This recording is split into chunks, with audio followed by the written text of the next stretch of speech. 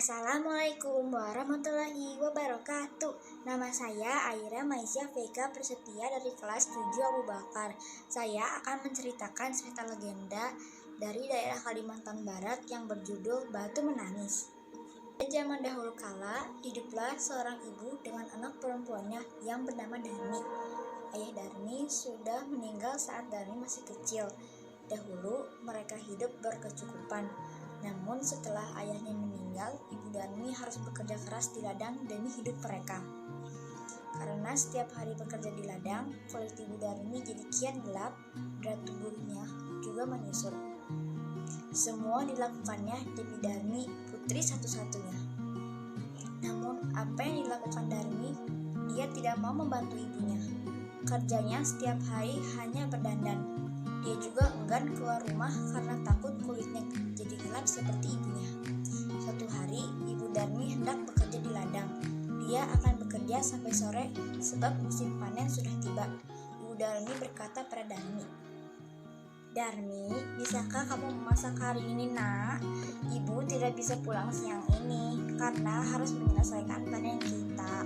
Jika sudah selesai masak, maukah kamu mengantarkan ke ladang untuk ibu?" Darmi yang sedang menyisir rambutnya yang indah terkejut. "Tidak mau, Bu. Kalau aku masak, nanti rambutku bau tungku. Aku kan habis keramas. Lalu, kalau aku mengantar makanan ke ladang, kulitku jadi hitam. Aku kan habis luluran." Ibu Darmi hanya menggeleng-gelengkan kepala sedih. Di ladang, Ibu Darmi bekerja dengan keras. Dia mengumpulkan hasil panen. Besok, dia akan menjualnya ke pasar. Dia tidak memperdulikan perutnya yang lapar.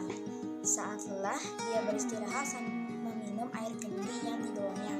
Dia berdoa dalam hati, "Ya Tuhan, tolong kami, ubahlah anakku, lepaskan dia dari sifat malasnya." Setelah pulang dari ladang, Ibu Darmi pulang ke rumah. Betapa terkejutnya, di sana tak ada makanan yang bisa dimakan. Darmi sama sekali tidak memasak. Darmi yang melihat ibunya pulang malah marah-marah. "Ibu ini kemana saja sih? Masa tidak ada makanan di rumah? Aku kan lapar, seharian tidak makan." "Darmi, tadi kan ibu sudah menyuruhmu untuk masak." "Aku tidak mau, Bu." Darmi meninggalkan ibunya yang kelaparan dan juga lelah. Keesokan harinya, Ibu Darmi sudah bersiap dengan hasil panennya. Dia akan pergi ke pasar. "Darmi, ikutlah ibu ke pasar, nak. Ibu membutuhkanmu untuk membawa hasil ladang kita." "Hah, gak mau, Bu. Nanti kulitku kotor, apalagi pasar kan becek. Aduh, aku gak bisa membayangkan kulitku yang bersih ikutan kotor." Ibunya ke pasar sendiri dengan membawa hasil ladang itu. Sorenya, Ibu Darmi membawa uang hasil panen. Tidak terlalu banyak, hanya cukup untuk membeli benih dan makanan beberapa hari. Darmi yang melihat ibunya sedang menghitung uang segera mendekati ibunya. "Bu, bedakku habis, tolong berikan dong, Bu." "Ya, besok ibu belikan, tapi kamu harus ikut supaya ibu tidak salah beli." Akhirnya Darmi dengan terpaksa ikut ibunya pergi ke pasar. Tapi Darmi berbisik kepada ibunya, "Bu, nanti kita jalannya jangan berdampingan. Ibu di belakangku saja." "Kenapa, Darmi?" "Pokoknya ibu jalan di belakangku." Darmi sebenarnya malu berjalan bersama ibunya yang berkulit gelap dan wajah yang tak terawat. Tiba-tiba di tengah jalan ada seorang teman Darmi yang menghampiri dan bertanya, "Hai Darmi, kamu mau kemana?" "Ah, aku mau ke pasar." Teman Darmi melihat Ibu Darmi dengan pandangan bertanya, "Dia siapa, Darmi? Ibumu ya?" Darmi yang tak ingin temannya tahu jika dia punya ibu yang kotor dan jelek segera menjawab, "Oh, dia pembantuku. Tentu saja bukan ibuku. Ih, amit-amit deh." Betapa sedih saat Ibu Darmi mendengarnya, namun hanya ditahan dalam hati. Mereka melanjutkan perjalanan. Darmi bertemu dengan temannya yang lain.